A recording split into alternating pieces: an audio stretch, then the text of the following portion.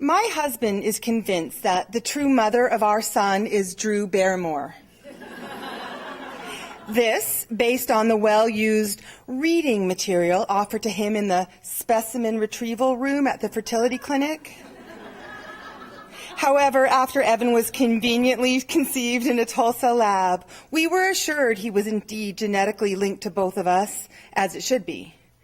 Cut to 9 months later and me cursing at the doula who, up until this day, was lovely and reasonable, but seemed to have flipped her lid for her outrageous suggestion that I go for a walk in the hallway. Me in the most vulnerable state with a towel wedged between my unrecognizable thighs, sopping up the last trickles of water which began as a burst at 5 that Monday morning, a week before my due date, as I incredulously screamed out, "There is no way that this is happening. I have a hair appointment."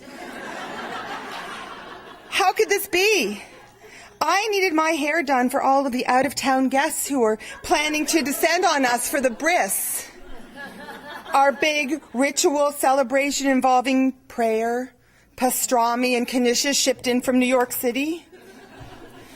We hired Debbie Doula, as we came to call her, to devise a birth plan and support us in the act. The birth plan was co-created by me, a very reasonable and educated, intelligent woman who had nothing better to do than discuss and enjoy every minute of this blessed miracle gestation period, which really is the way it should be given the lack of enjoyment I experienced during the conception, which feels less like an event and more like a 12-month blur of thermometers, charts, hormone pills, weight gain, Chinese herbs, hormone injections, tears, acupuncture. Did I mention hormones? And one particularly memorable ride at top speed down I-540 with a sterile jar of those happy little swimmers lodged safely between my then still recognizable thighs, praying not to be pulled over and have to explain the urgency of delivery to the lab to some unsuspecting young trooper.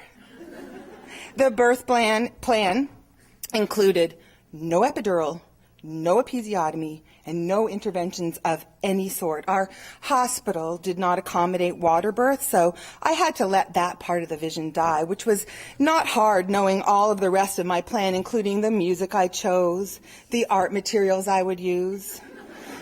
As an art therapist, I knew this was a critical element to any well-balanced birth experience. We spoke about the transition period where I might consider pain relief, but we all agreed that I would allow them to talk, breathe, bounce, and sing me through this period so I could move on to the pushing phase, which some well-grounded women, like those I fashioned myself after, liken to an orgasm of heightened proportions.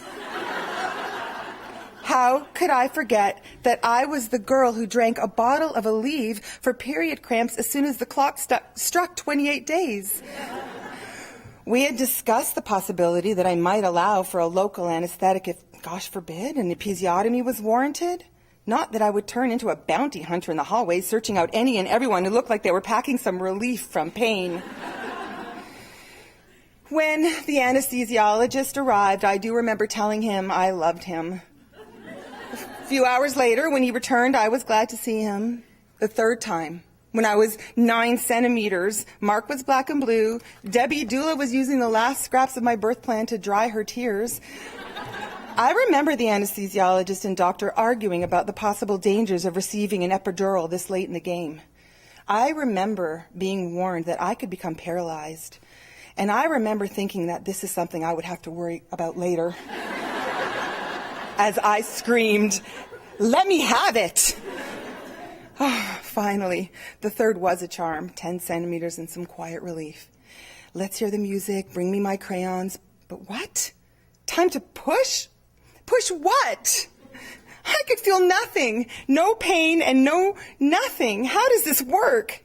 So with much coaching, hearing the doctor say, "I'm not ruling out a cesarean," and some concern over the heart rate, I pushed that bugger out with the help of a cheering section and episiotomy, forceps. That 7-pound, 14-ounce baby was guided out of me in the best way no birth plan could possibly have accounted for. Every memory after that final productive push is in slow motion with a soft filtered lens. I was handed Evan from heaven, and while I was instantly in love with this gorgeous creature making public announcements about how cute he was, I do remember taking private inventory, how many fingers, how beautiful his lips were because they looked so much like Mark's, and what are we ever going to do with that horrible flat nose? No one had told me that it would look like that before it plumped up. And how I was a mommy, and despite what I had gone through, it felt like nothing now that this crazy baby boy was in my arms. I loved Evan so much that the moment he was in the room, it felt like I had always been his mommy and he had always belonged to me. It was like all those years leading up to him coming into the room were my preparing to be with him. I still mostly feel this way.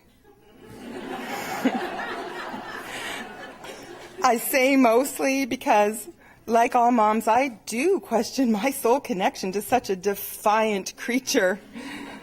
I also say mostly because I have to admit that while I was in the room and rather alert during this blessed event, April 28th, 2003, at 6 p.m., I have sometimes also wondered about my genetic connection to a boy who, well, in the middle of a tantrum, engaging in a piercing shriek like he has seen an extraterrestrial, his blue eyes looking nothing like my hazel and Mark's brown, though he does bear a striking resemblance to a certain young actress.